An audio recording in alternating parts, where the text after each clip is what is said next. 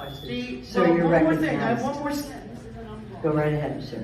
535 people die every year. Good afternoon, Madam Mayor, Yes, sir.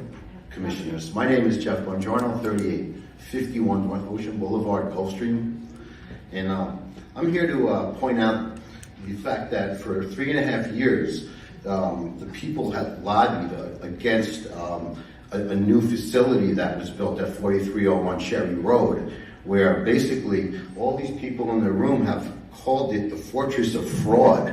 It's a bulletproof, it's a bulletproof lockdown facility that's over 100,000 square feet, and we're lobbying to deaf ears. For 3.5 years, we scraped all of the videos for 3.5 years, and we have over 700 minutes of people lobbying to decentralize. My Gulfstream charter says the municipality is supposed to count anything to do with elections. So you're shutting some people down now, you're not hearing the people. What you did was exactly repugnant to the will of the people. Hear, hear. We have no transparency, we have no accountability, and then you've lost all trust and credibility, to be honest with you. Commissioner Weiss, you wouldn't let people cheer, or you said no cheering on Sir, you're March not going to make 14th. any remarks. I'm just with any commenting on particular- So just go ahead and make So general remarks. on March 14th, the folks were shut down from, just voicing their opinion on a speaker. And I would think as public officials, you would want to hear the sentiment of the crowd, since you represent us and you are public servants. So as a citizen of Palm Beach County, I find that your actions are repugnant to the will of the people. You're showing it again here and today. 700 minutes of video footage in the last 3.5 years regarding decentralization of what was Riviera Beach, which you've totally flipped on us, and you approved a $35 million establishment that all complete with bulletproof windows. It's just very convenient that at this time, when we know illegals are invading our county, and we just saw a rape in the back of a van that was done by an illegal, all of a sudden this new facility arises at the same time. So there's no trust in government, and you can go and look for yourself at those bulletproof windows. And by the way, I'm running for Palm Beach County Supervisor of Elections. I appreciate it. Thank you. Could I have the deputy come forward, please?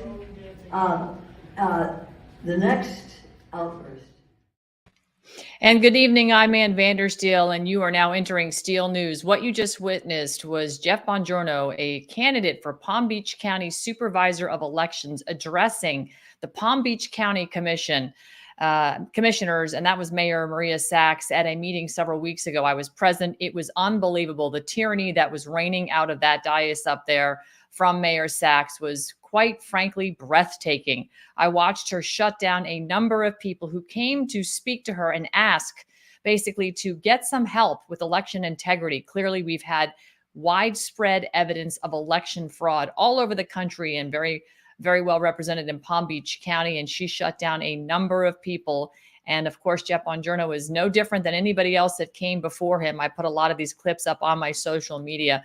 Jeff Bongiorno, again, is running for Supervisor of Elections in Palm Beach County. He is quite well versed on all the different facets of election fraud that they are continuing to perpetrate in the county, in addition to the ballot drop boxes that you can find by the hundreds all over the county. I'd like to welcome now to the show, Jeff Bongiorno. Jeff, it's great to see you. Thank you so much for being here with us this evening. Same here, Ann. Great to see you. Thank you for having me and giving me a voice. Hopefully that's not uninterrupted like it was at the commissioners meeting. Wow, I got to tell you, that was the craziest thing. I mean, I've seen clips of this in various counties around the country. We have 3,143 counties, but to be in the room and in the presence of true tyranny, it was shocking and breathtaking at the same time. It was a full gallery. People came in from all over the state to actually stand up and demand that the Palm Beach County Commissioners stand up a county grand jury to investigate the widespread evidence of election fraud. And instead, what did Mayor Sachs do? She told people that was not in her jurisdiction. You could not speak about election integrity. And she actually augmented the number of deputies in the county commissioners' chambers that day. It was unbelievable. I couldn't believe I watched it in real time. You hear about it, and until you experience it, then it's chilling. And Donald Trump says he's the only thing standing between us. Well, they've penetrated him, and they're on to us. They're on to us. Well, we're here to talk about other areas that you are very concerned with. You're running for supervisor of elections in Palm Beach County against Wendy Sartori. We will talk about her in a bit, but quickly, let's get into what are some of the main focuses and areas of concern for you with respect to the HAVA, which I think for those that don't know what it is, we should probably pull that up on the screen so people can actually become familiar with the Help America Vote verification, which counts transactions by state. First of all, what is Help America Vote? Yep. So HAVA is a federal law, and part of it, Section 303, is Help America Verify Voters. And it's a way for states to check the identities of newly registered voters. Ultimately, the federal government, the same federal government that's orchestrating a border invasion, is responsible to approve or not voter registrations that come through from the county levels. And I'll give you a brief example how it works. A non-registered voter wants to vote, and they have no photo ID, and they're accepting the last 4 digits of a social security number along with the name and the date of birth. And the feds will respond back, yeah, this matches, or it doesn't match, or the person is deceased. The whole, I think, guise of it all is to find deceased people. But out of 1.25 million transactions since 2011 in the state of Florida alone, they were able to flush out 313 people. So the risk reward in trusting the federal government to check these identities and to verify residency or even citizenship, in my opinion, and probably in many others, is an extreme risk to the integrity and the constitutionality of our elections. Yeah, so let's talk about a lot of these voter registrations, because we are just now on the other side of COVID. And let's be clear, COVID isn't over. They've got the avian flu, and they've got a whole host of other things in the pipeline for what they're willing to launch at us. The WHO, as I call the World Homicide Organization, has recently just decided not to move forward. They could not get the people to agree on a pandemic treaty, but what they did get the countries to agree on was on the international health regulations. And those amendments were passed, but only one. And that one amendment is quite critical because it gives them full control and usurpation of our power and privacy. Essentially, it was the ability for the WHO to leverage surveillance and censorship. And if there's one thing we know that the governments around the world are really good at doing, it's surveilling us and shutting us up. And wouldn't you know, we're rolling into the most important election this world has ever seen, because honestly, America is the last stand of freedom for the rest of the world. And they're after the whole world, and we're in the way, as my good friend Mel K says. So, we don't stand a fighting chance if they shut us down and shut us up, but they're being very dubious. So let's talk a little bit about how COVID, they were able to register voters when people really weren't leaving their houses. Can we expand on that a little bit? Yeah, that's a great point. If there's an executive order that Greg Abbott passed in Texas, and we're flipping from Florida to Texas, I was looking at the numbers. Florida was 1.25 million since 2011 total transactions. Texas is 25 times that amount, 25 million. And what I find very suspicious is that on March 19th, Greg Abbott issued an executive order which basically shut down the state. And during the ensuing 4 or 5 weeks, those half transactions didn't slow down. I believe the statistics are in the previous 5 weeks following the COVID shutdown, there were 825,000 transactions in only 5 weeks. So Texas is a border state, and they're after border states, right? This is what they want, and right.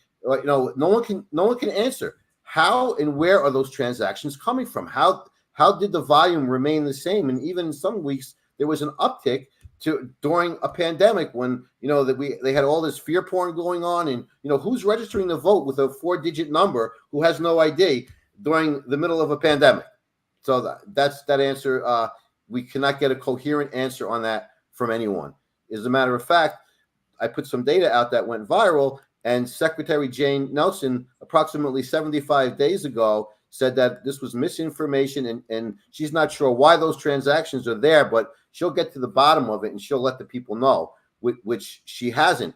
And this press release has some very telling verbiage in it. And I'm not sure if you have that to pull up, but it's another The press link. release? The press release from Jane Nelson. It's I don't think I have that one. Okay, so basically, That's okay. she's commenting. Yep. It's you have it. It's the second one, but we could. I'll tell you what it says. Basically, Okay. it says that while Texans must produce photo ID to vote or register, individuals. So why is she basically categorizing? Oh, that's great. There you have it. You can see for yourself. So if we want to refer right to this press release, we can see Texans must actually show proof of ID to vote. Right. The 1.2 million figure comes from the Social Security Administration website, which is supposed to report the number of times states have asked to verify an individual's Social Security number, which it really isn't. It's the last four. The SSA number is clearly incorrect, and we are working now to determine why there is such a large discrepancy from April 3rd. Nothing.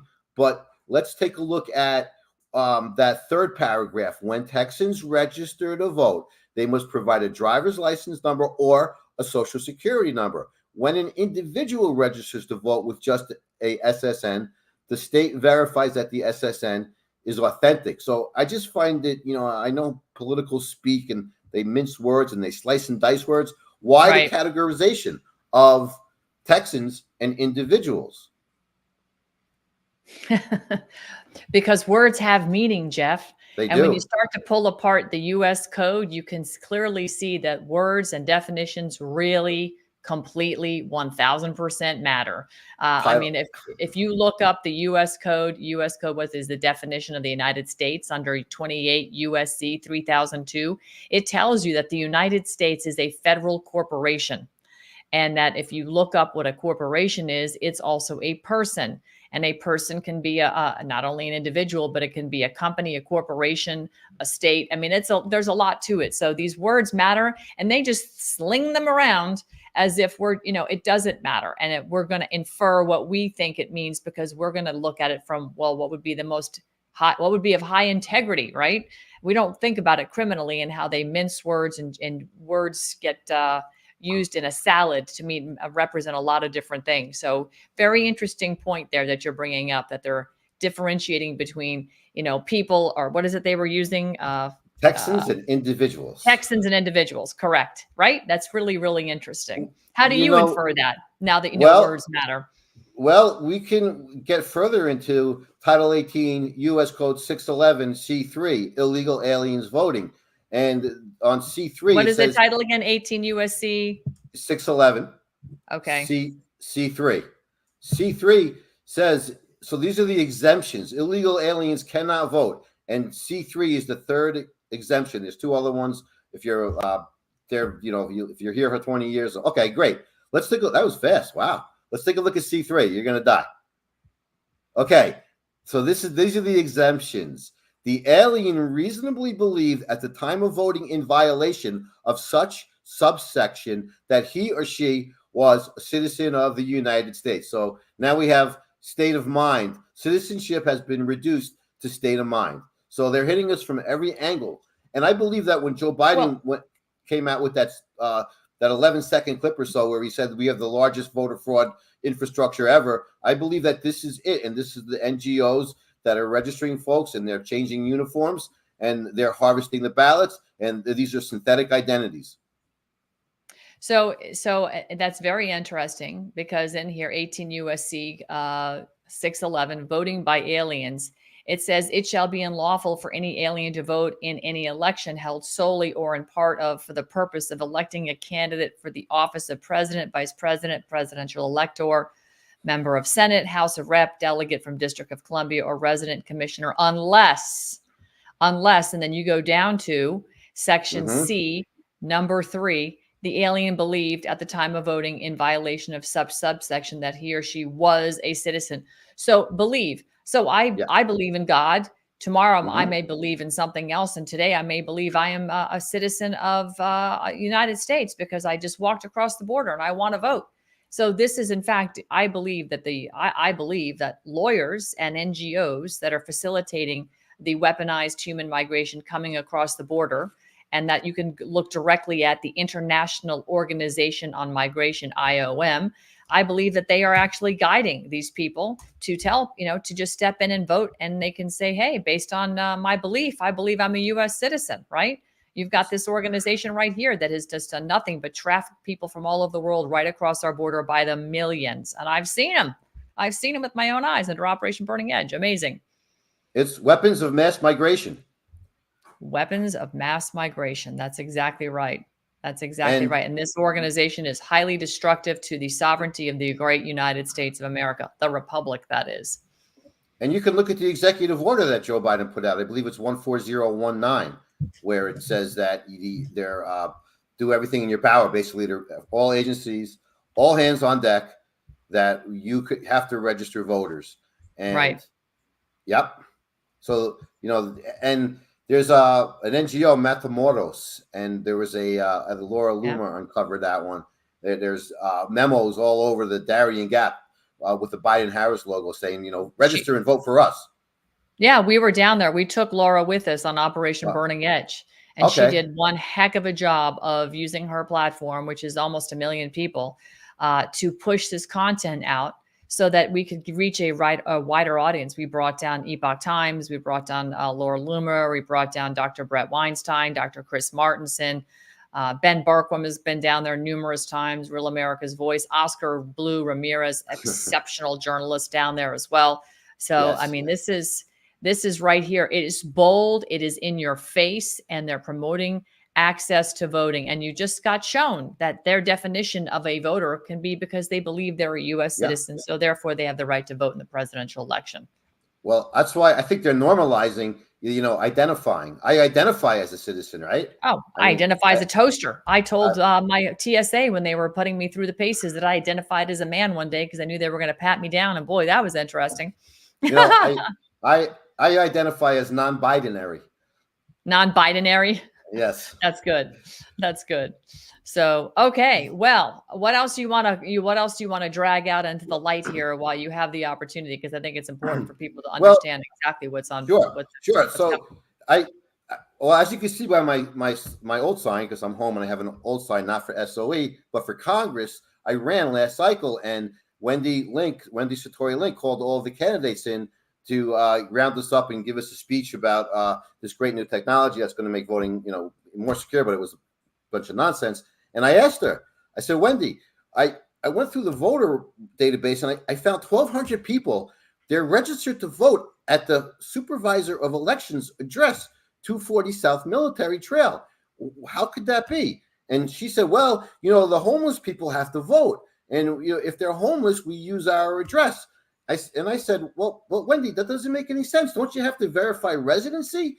And she said, I'm hoping somebody out of that group, because there were a lot of people were taking in this information like it was gospel and they were recording it. So I'm hoping someone recorded it. And she said, well, no, it's not. We don't have to. And if you care about it, her exact words were, take it up with Tallahassee and the state legislators. I said, so it's possible for Michael Bloomberg or George Soros, I forgot who I said, to send down busloads of people to register to vote or fly them down, and they could vote by mail, and they don't ever prove residency. They could just camp out and vote.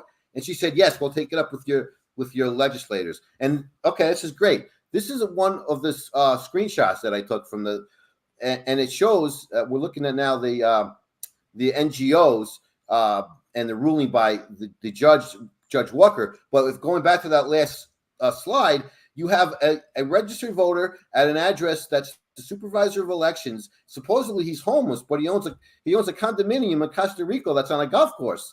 I mean, it doesn't sound very destitute to me. Now, the more interesting point, or another interesting point, I should say, is the ruling. when there was an election bill that was passed in May of 2023. It was known as the Resign to Run bill, and it allowed Governor DeSantis to remain in state office and run for federal government. And what the lobbyists on the left, the Democrats, they were on the floor of the House, and they just said we need to have non-citizens register citizens. It's the most important thing. And they were all race baiting. I have it on my website. I edited it. I did a clip, and they're saying, can you just give me some rationale why they would why this federal judge would want to allow non-citizens to register citizens to vote? I mean, I don't understand. Help me understand the logic. Is there logic? The logic is it all aligns with Joe Biden's most comprehensive voter fraud scheme ever known to man. Now, why did the ACLU and the Hispanic Federation of Voters and the Women League of Voters, all of these far left organizations, they're the ones who challenged the law. So it was so important to them. They're giving it everything they got. They're like, oh, I was an Iranian citizen. I mean, that was from Iran. And I just got to the United States and I just got my citizenship. And if it wasn't for the NGOs, I wouldn't know. They call them third party. They sugarcoat it. It's a third party voter registration organization. It's just another name for an NGO.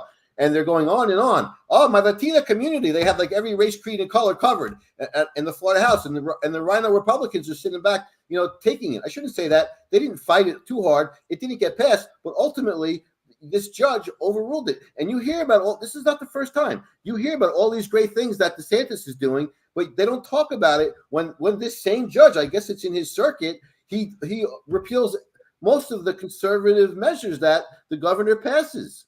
Yeah. It's incredible here. An estimated 1.3 million lawful permanent residents live in Florida, according to Department of Homeland Security. Many of them often engage in civic activities, such as help with voter registration or supporting campaigns as part of their journeys to become U.S. citizens or to learn about U.S. government. And again, the organizations that are getting behind all of this activity are lefty organizations. They are not here to be nonpartisan. That is extremely obvious. Okay, so I lost it there for a second. Can you go back to that number? What did you say? 1.3 million? Yeah. I laughed when I saw that. Now, if you go back to those totals from 2011, what was that number? Yeah. 1.257? It was 1.247840.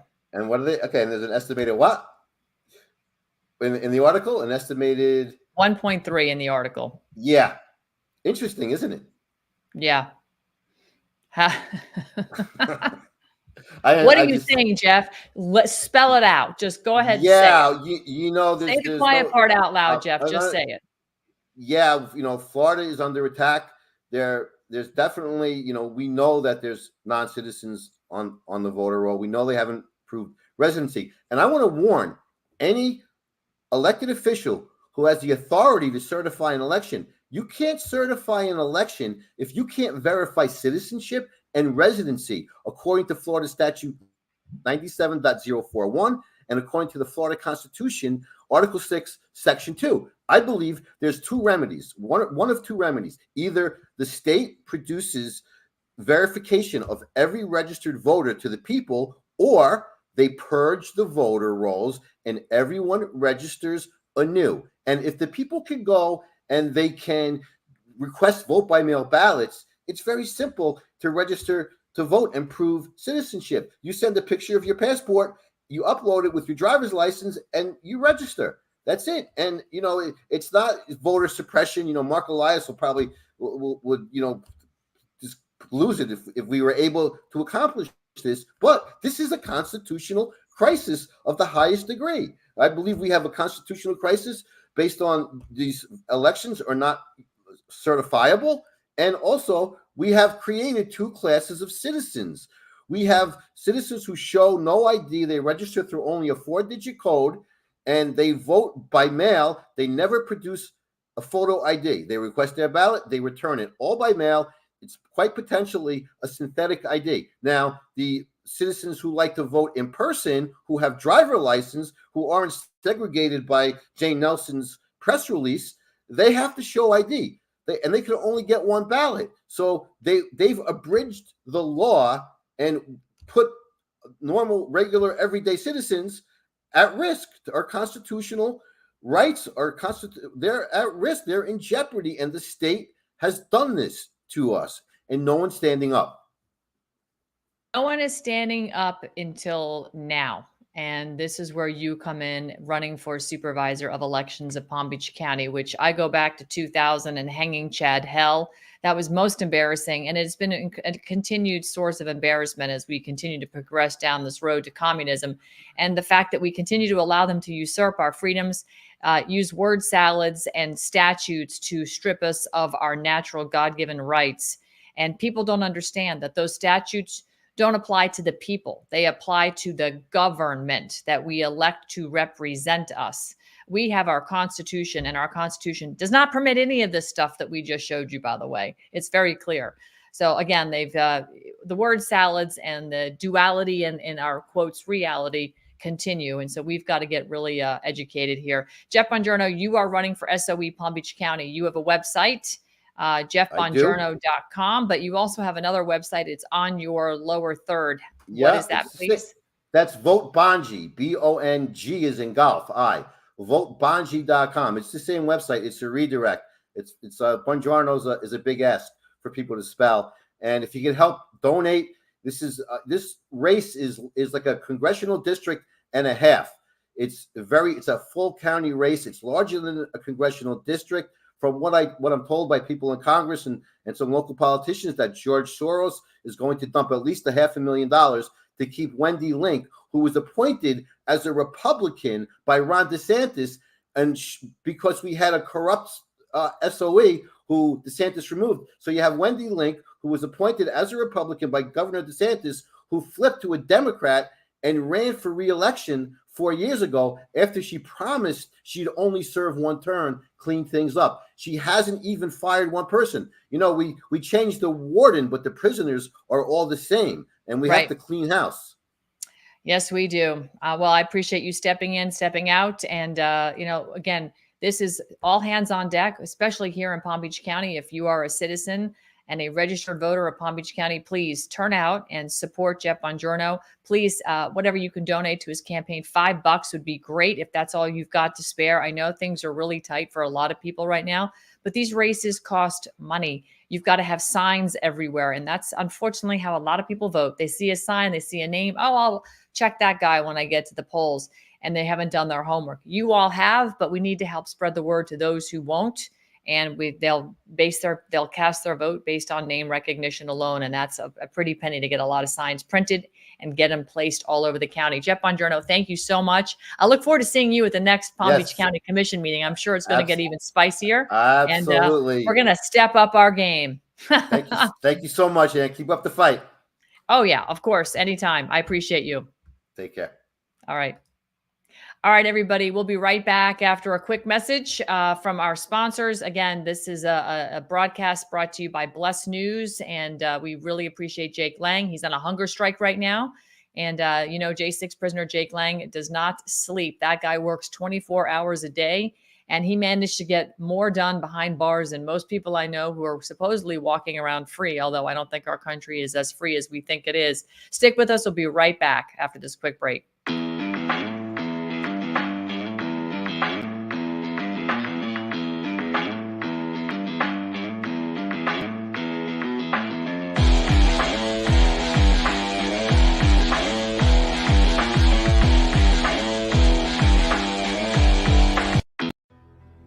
Have you ever wondered what it's like to be a January 6th political prisoner rotting away in horrible conditions?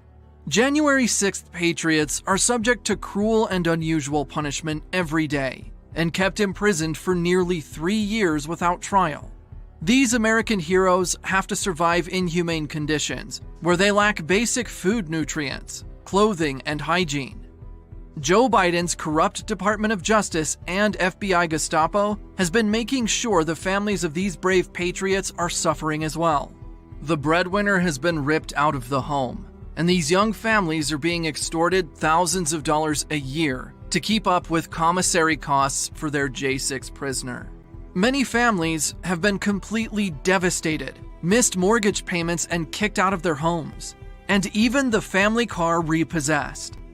The ongoing battle these families face to stay afloat and support their loved ones in prison is in desperate need of our help. You can now sponsor a January 6th family to help support them in their greatest time of need.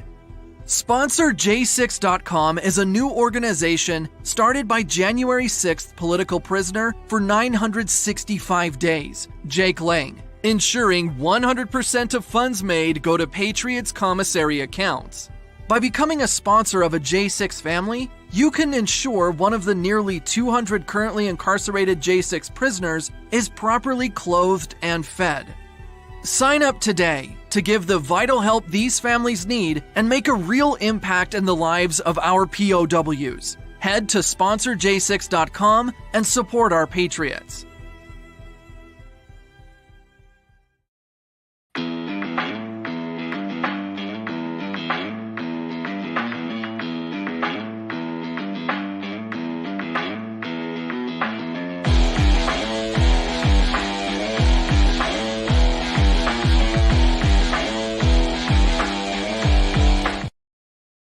And welcome back to the second half of the show. Coming up next, we have John Fisher for County Commissioner. That's right. He's running for the fifth seat in the Palm Beach County Commission. Quite an interesting guy. I've met him on a number of occasions out at different Trump events here in the Palm Beach County area. And he typically likes to dress up, I don't know, a little revolutionary. He's quite good at talking about our history, our Constitution, and our flag. Old Glory. He loves it. He's truly quite a remarkable patriot. He's coming up next. And while we're waiting for John to join us here, I want to just kind of bring you up to speed on some of the stuff I'm seeing in terms of traffic going over the net right now. I find this really interesting that Unusual Whales, one of my go-to accounts on X, is posting, breaking: the world's largest stable coin, Tether, has created a new synthetic dollar backed by gold. Wow. So as you can see, the idea of a digital blockchain backed by gold is a reality. This is what BRICS is doing, but they're doing it based on the assets, the valuation of assets, the natural resources in the ground in all their various BRICS member countries, and how they're going to come together. We're going to get the big reveal in October when the chairman of BRICS, which is President of Russia, Vladimir Putin, kind of comes together and talks about that. But more and more countries are quickly jumping on the bandwagon. I love this response here from Petros, the general. He says, how come we don't have congressional oversight on the Federal Reserve? Well, the reason we don't is it's a private bank. It's not part of our constitutional money circulation or anything. It is a complete private bank that we unconstitutionally allowed to become part of our supposed government, which we now know to be completely infested with globalist interests, and it's a corporatocracy. That's right. I'm going to show you something because I think this is important that you see this again. I'm going to put it up here, 3002. Okay. This is something that you need to be aware of. This is 28 U.S. Code 3002 definitions. I want you to understand exactly who the United States is. If you go down to the definitions and you look at United States, means a federal corporation right here. It's an agency, a department, a commission, a board, or any other entity of the United States or an instrumentality of the United States. So again, this is pretty critical. 28 USC 3002 15A, United States, means a federal corporation. So you see, when you have an international banking corporation, it's very simple to understand how they're able to get away with this and create an entity where there is no congressional oversight when you have a private bank. Congress simply can't be looking over it. But I think they can, because they're all incorporated. Why else would the Supreme Court allow FISA to stand? Why would they allow the continued violation of our Fourth Amendment rights to privacy to be secure in our persons, papers, things, and allow people to spy on us, like the unconstitutional FB lie? So really, the whole thing is rather shocking and rather disappointing that this continues on. But again, I'm going to continue to educate all of you on the significance of what this U.S. code means as it runs, quotes, in parallel to our U.S. Constitution. The Constitution for the United States of America, the Republic, is a constitution based on the common law of the land, God's law, the law of nature, and nature's God. Basically, do unto others as you would want them to do unto you, right? We have three branches of government: the executive, legislative, and judicial. And we have a Bill of Rights. And all of those things are designed to protect us from a tyrannical government. And what do we have now? We have a government that is run by statutes and codes. It has nothing to do with the Constitution. When you look, Cornell Law School, by the way, does a great job. But when you look at the Cornell Law School and you look at the U.S. Code and all the different titles, you will see that they run in parallel to our Article 1, which is your your congressional branch. Article 1 here is represented by Title 2, the Congress. And if you keep going through and you look at all of these different title codes, they represent supposedly different parts of our government, but they've added so much more to our government, particularly this one down here, Title 26. This is the Internal Revenue Services Code, which, by the way, this code never passed the mustard. In other words, what does that mean? The enactment clause, which means it must be enacted by Congress to be law. There was never an enactment clause provisioned over Title 26. So the IRS is not lawful. There is no law that says you must pay income tax. You must pay tax on your labor. This is the kind of stuff that they buried in these government, U.S. codes, United States codes, rules, statutes, ordinances. This has nothing to do with the constitutional law of the land. That is, was scripted by the architects of this country, 56 signers who swore their, everything, their lives, their fortunes, and their sacred honor, and many died in order to deliver the United States of America, the Republic, to the people. And we're just now finding out that all of these codes, again, I go back to all the beginning codes, U.S. codes, all of this stuff right here. This is all representative of corporate doctrine. This is what governs corporations. Corporations have mandates and codes to govern them. They don't have constitutional law. That's for the people. So we need to start to wake up, smell the coffee, everybody, and understand that these codes right here simply represent a corporate entity. And that's why we have, we reviewed aliens and nationality in the previous segment with Jeff Bongiorno, who's running for supervisor of elections in Palm Beach County, and how they're now stating in their own code, well, if you're an alien and you think you're a U.S. citizen, you can vote. And we showed you Biden's executive order. Let me pull that up right now if I still have it up here. We showed you Biden's executive order on promoting access to voting. Right here, the right to vote is a foundation of American democracy. No, we're a republic, Joe Biden. That's right. See, again, the language that they use: free and fair elections that reflect the will of the American people must be protected, especially people of color, confront significant obstacles to exercising that fundamental right. These obstacles include difficulties with voter registration, lack of election information, and barriers to accessing polling places. So, of course, they go into the pandering, trying to, submit that they're not racist. Well, neither are we, but they pander to this group who now is primarily fleeing the Democrat Party and coming over and voting Republican because they can't stand how they've been used and abused and weaponized by the system that is designed to suppress and oppress. So I think all of this is really important for you all to understand that the government has been weaponized against we the people, and they are using every single weapon in the book they have right now to try and subvert the actual true election process. Look at this. When they invoke the word Constitution, I actually want to vomit. The Constitution and laws of the United States prohibit racial discrimination and protect the right to vote. The Voting Rights Act of 1965 and other federal statutes implement these protections, assign the federal government a key role in remedying disenfranchisement and unequal access to the polls. I want to stop right here and talk about something. This is something that Michelle Swinnock has talked about. This is something that the folks at United Sovereign Americans, who are bringing forth multiple cases against 12 different states that are talking about voter disenfranchisement, but specifically they're talking about it with respect to civil rights violations. Okay, civil rights violations. If you all remember the Civil Rights Act of 1964, well, your rights get violated when your vote doesn't count or your vote is reduced in its weight. And what we see happening right now are civil rights violations all over the place.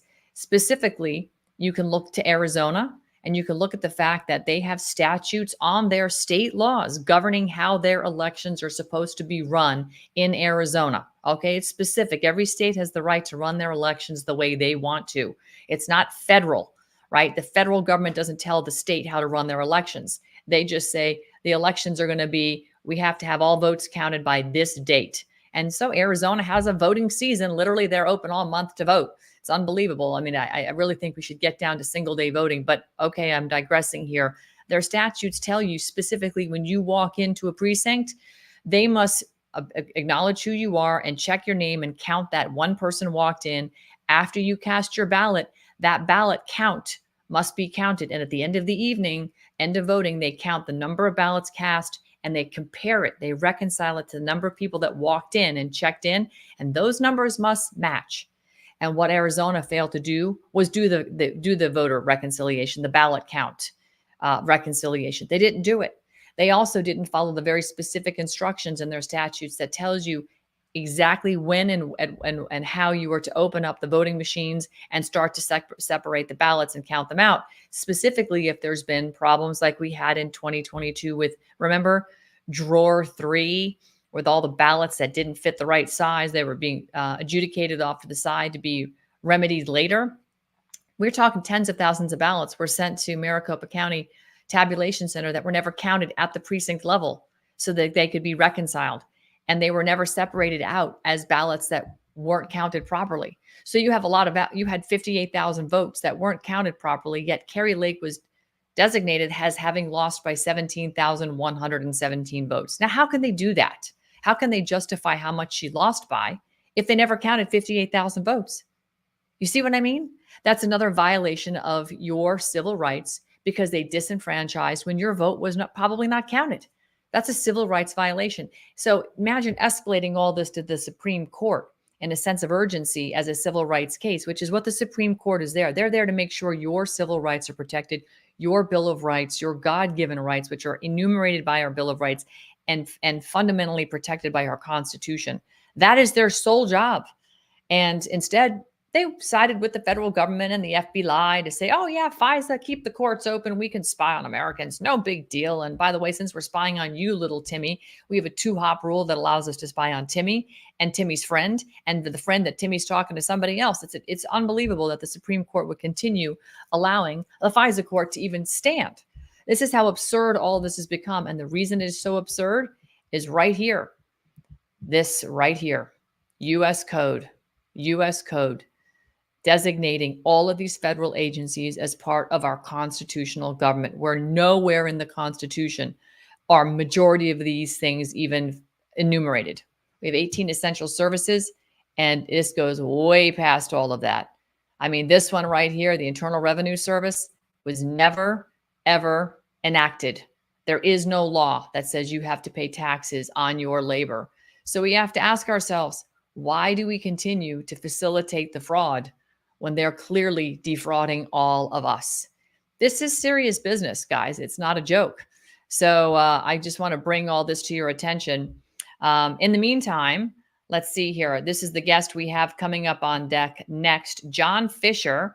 This was at a Trumper Truther Tuesday up in Jupiter, Florida. Mel K, myself were there. We were speaking that evening. And this is John Fisher. You're going to love this guy. He is truly a patriot. He's running for the 5th district in the Palm Beach County Commission. And I think he's just an absolute patriot. He gets up and he's known to speak publicly and do a performance where he talks about Old Glory, the flag. So really, really just so grateful that he's going to be able to join us. So stick with us. We'll be right back after this quick break. We're going to be bringing on John Fisher. And if you haven't seen him before, please check him out on his website. If you go to john4district5.com, he is running for the 5th district, as I said, for county commission. And he's got serious priorities: our public safety, the response, and of course, the budget of Palm Beach County, which particularly gets blown past significantly. He is also has served our beautiful county as a 5th district as a paramedic firefighting captain for 27 years. So he knows what it's like to be out on the street on a beat. and he knows what it's like to interact with people, and he saved lives. So stick with us again. We'll be right back. More with John Fisher coming up.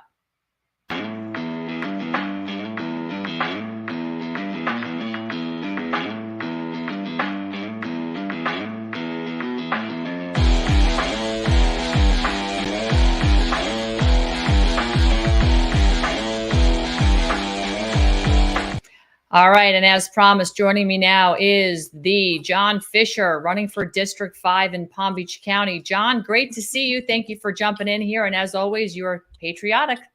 Thank you for having me in. I'm a big fan, It's an honor to be with you. Thank you.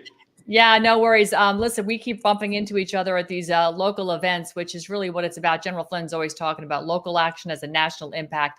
You pretty much show up just about everywhere, and what I love is that you show up dressed for success, and you're reminding us who our roots are, who our founding fathers are.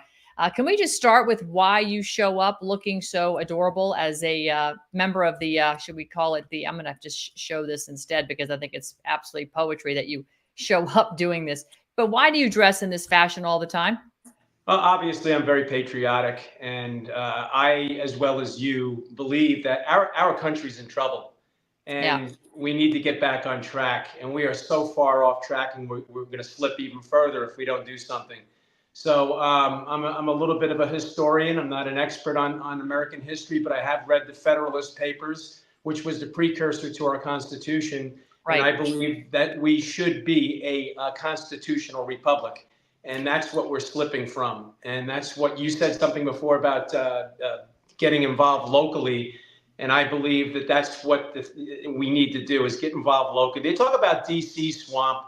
And here in Palm Beach County, I tell people we got to drain our own swamp before we get to DC swamp, you know?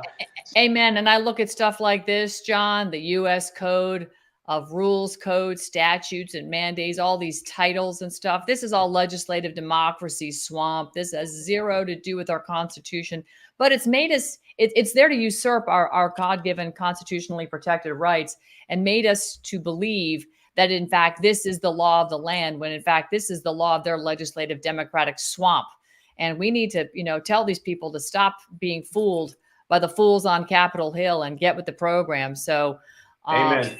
Amen. All right. So let's talk about District 5, Palm Beach County. I was just at a county commission meeting a couple of weeks ago. Jeff Bongiorno, who was in the previous segment, was there.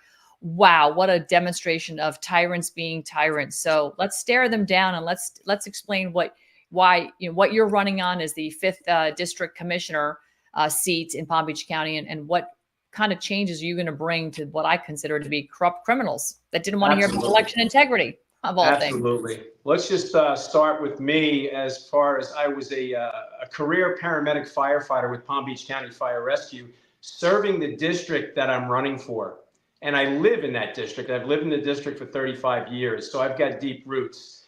And so what prompted me to throw my hat into the ring is a traffic safety issue out in front of my community. And I butted my head up against the wall with the current sitting county commissioner that I'm running against, okay, and got nowhere with her for 3 years. So now that I've thrown my hat in the ring, oddly enough, things are starting to get done with my traffic safety issue.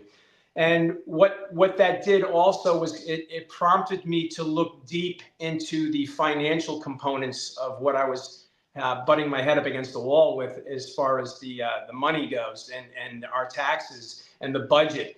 And the budget right now is at $7.6 billion. That's billion with a B. And it went up $1 billion from last year.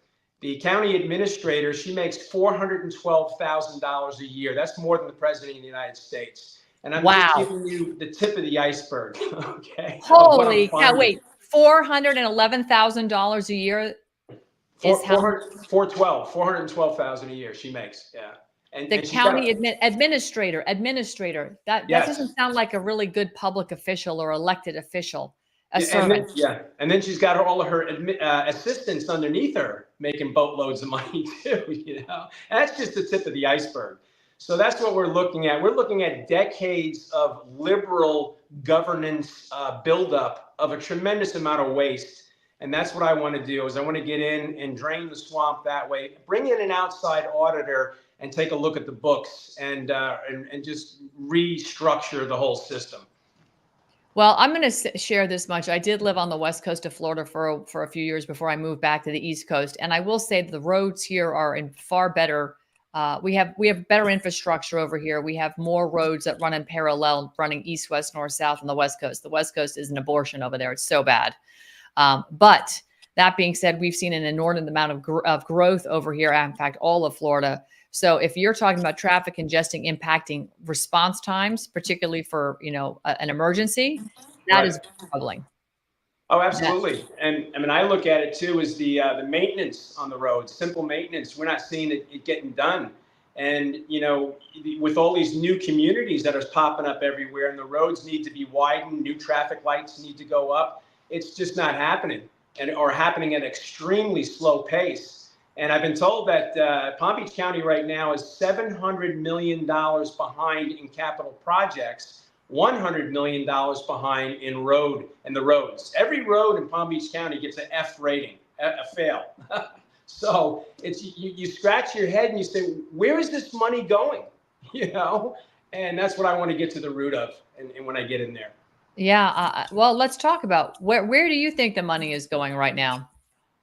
I was staff, by the way, for 27 years working for the fire department. I dealt with my own budget at a station level, but I know how the system works and how the game is played. The county commissioners have to act on staff's recommendations. Okay, that's how they make their decisions. I was staff, so I know how the game is played. I know how the system works. I look at staff as a special interest group. Okay, they're never going to propose things that are going to hurt them. In the long run, as far as salaries and benefits and all that. So these are the things that seriously have to be taken a look at, and by a non-biased third party, somebody from the outside looking in who has no vested interest in coming up with their conclusions. So that's basically what we're looking at. I'll give you some examples of waste. One of the last county commission meetings, I looked at the consent agenda. A consent agenda is basically items that are supposed to be kitchen table items, small ticket items that the commissioners can just, with one swoop of a pen, sign off on and get to the important stuff. And it used to be maybe 6 or 7 items on that consent agenda. Now it's like 20, 30 pages, okay? And one of the items that I caught on there was a diving coach for Parks and Recreation, $80,000 a year to hire somebody to teach people how to jump off a board into a swimming pool. Diving coaches, $80,000 a year. So that's just the tip of the iceberg. Wow. I mean, Yeah, right? the amount of waste, fraud, and abuse going across the country is staggering. Yes, but then again, you have to look at it strictly from where we're sitting in our local communities and know that if we keep looking for change to come out of the swamp, we're just, what is the definition of insane? Expecting a different outcome every time we go back to the well of what I call district of corruption. No, we've got to get a handle on the corruption, the waste, fraud, and abuse that's happening right here in our own backyards. And again, we have 3,143 counties, John, right? So can you imagine if every single county buckled down and they got rid of the waste, fraud, and abuse, and they had actually county grand juries that started to hold these public officials accountable for, election crimes, COVID crimes, crimes against humanity, what we might be as a nation if we were in control of our own backyards? Amen. Amen. And you caught a little piece of it by being at that county commission meeting. I just came back from Normandy. Okay. I played the bagpipes and I brought a firefighter bagpipe band over to Normandy for the 80th anniversary of D-Day.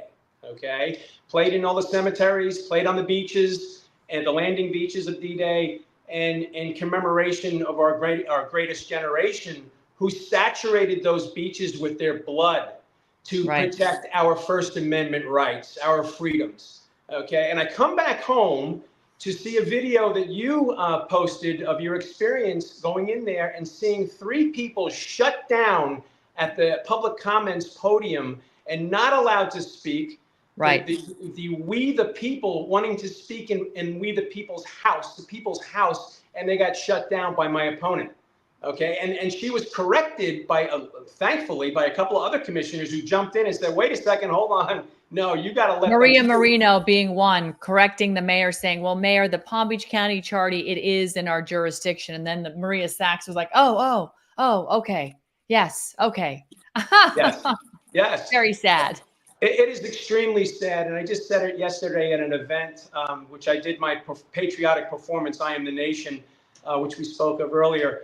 And then I got to do my campaign pitch, and I described all of that happened at that county commission meeting. And I said to everybody in the audience, this is the hill to die on. It is. It is. It really is the hill to die on. We can't have this type of tyranny in our local government, right on up to DC. So this is the person that I'm running against, and I need help. So yeah, and I'm reaching out to anybody and everybody to help me. Right now, the county commission has a 4-3 majority of conservative majority by a hair. Okay, so if I don't get in, and the two that are running don't get in, we lose the majority, and we're back to square one with this liberal craziness that's going on in our county. And if I could give you another example. If you go to palmbeachlibrary.org, okay, that's our library system, palmbeachcountylibrary.org. Scroll down to the mission statement, and after you get through all the LBGTQ XYZ stuff, and you get down to the mission statement, it's all about DEI, diversity, equity, and inclusion. Okay, that's our library system. That's the right arm to our educational system. Is the libraries, okay? And that's what we're looking at here in Palm Beach County, and we seriously need to get this under control. Yeah, and unfortunately, fortunately, our children are our future, but unfortunately, they're being poisoned by the very system that we are supposed to be relying on for their education. But again, nowhere in the Constitution does it say the government is to provide education. That has always fallen back on the community's hands and the parental guidance. And they have now put a big, should we say, wall between parents and children.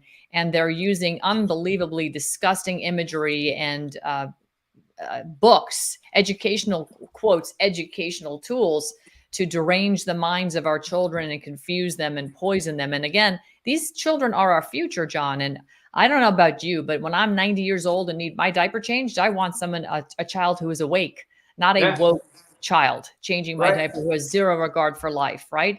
But somebody who's awake, they're going to be, a good God-fearing Christian that believes in the sanctity of life and will be there for you. So really, really quite remarkable that we find ourselves in this position, but remarkable that we would have people like you running. So again, you're running for County Commissioner District 5. Your website is john4district5.com, john4district5.com. That's it. Is there anything else we can help you with today? Actually, I want to reach out to anybody and everybody. I have heard people come to me and say, John, I wish I could help you, but I'm not in your district. And I tell them, it doesn't matter if you're not in my district. This is ground zero. Palm Beach County is ground zero. We're right down the street from Mar-a-Lago. We're in the state of Florida, down from Tallahassee, from Governor DeSantis. And everybody needs to get into this and help in a big way. So my website's there. I have a video on my website of me doing my patriotic performance at Mar-a-Lago for General Michael Flynn for his nonprofit. And I'm inviting people to go to my website, watch the video. If you like what you see, throw a couple of bucks into my campaign war chest. And I'm definitely going to need some help financially as far as that goes, and volunteers as well. So johnfordistrict5.com. And I can't thank you enough. And I've been following you for a while now. I love hearing you speak. And I hope you're going to be at the Conservative Club of Valencia Reserves, Ed and Faye Baker. They love you and they want you to come and speak. I don't know if you've been in contact. I have been, and I'm scheduled to speak there in September. I think it's September 24th, if my memory serves, but it's definitely in September. It's on the calendar. Excellent. Yep. That's a great group, and that's a great, a presentation, a meeting to be speaking at. So I look forward to seeing you there. Awesome. Awesome. Awesome. All right, John, thank you so much as always. And, just don't change. Just keep pushing hard. We'll do everything we can to support you. Your website is streaming on the bottom down below, John Fisher. You are johnfordistrict5.com. Thank you so much again. And we'll Thank play you, it Ann. out. Appreciate it. All right. All right. I want to play this out with John Fisher. He does a great job as he stands up, and declares that, he is the nation. We all are this nation. We make this great nation. And we need to start standing the way John Fisher does. Here he is at a recent America's Future event performing I Am the Nation. It is extraordinary. Take a look.